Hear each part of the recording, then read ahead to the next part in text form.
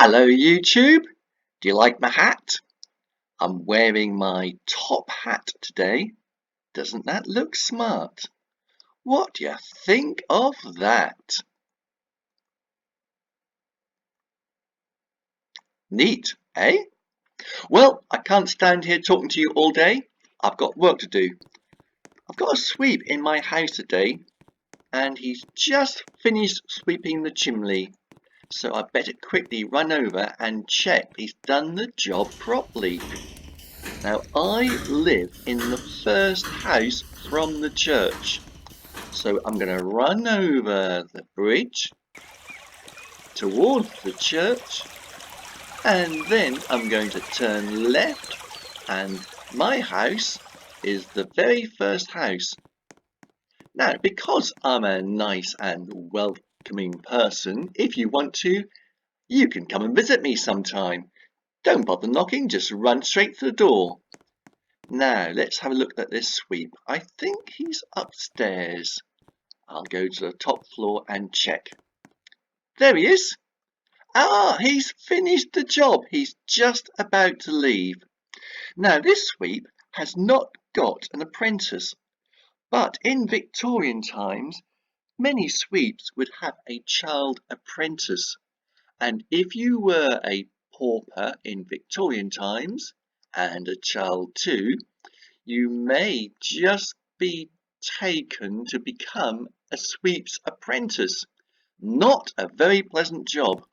Victorian documents say that children are forced to go up the chimneys in the buff, and that means no shirt or trousers to protect your knees and elbows.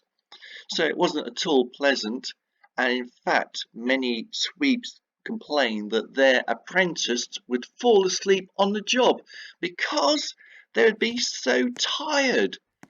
To make them work harder and wake them up, the sweep would send a second child with a pin up the chimney to poke the feet of the child uppermost to get them to work harder and wake up.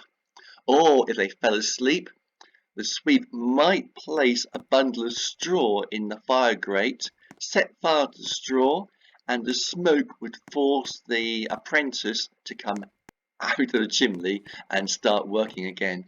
Not a very pleasant job at all. In fact, sadly, some children would actually die up the chimneys. There have been cases of children dying up the chimney because they became stuck. If they crawled up the chimney with their knees up by their chest, there was a chance that they would become wedged.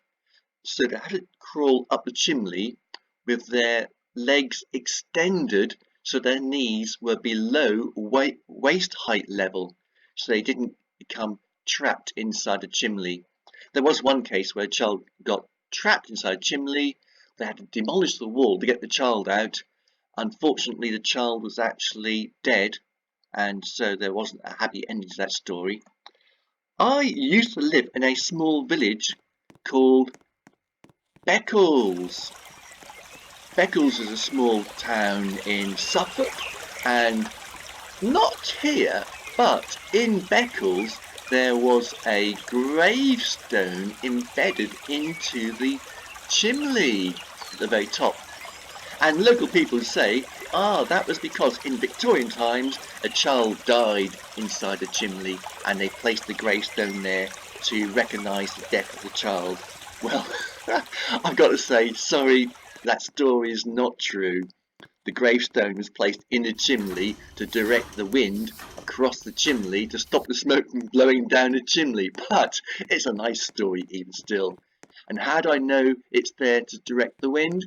Well, I now live in Lowestoft, which is a town on the east coast, and Lowestoft has got two old chimneys with two old gravestones built into the chimney stack.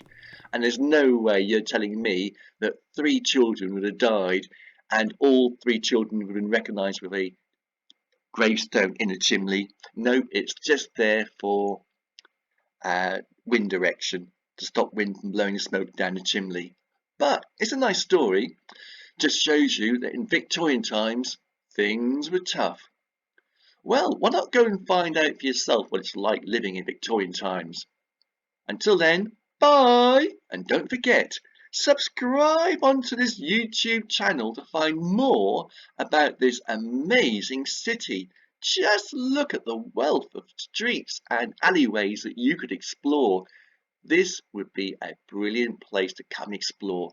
Find out for yourself by exploring 1867.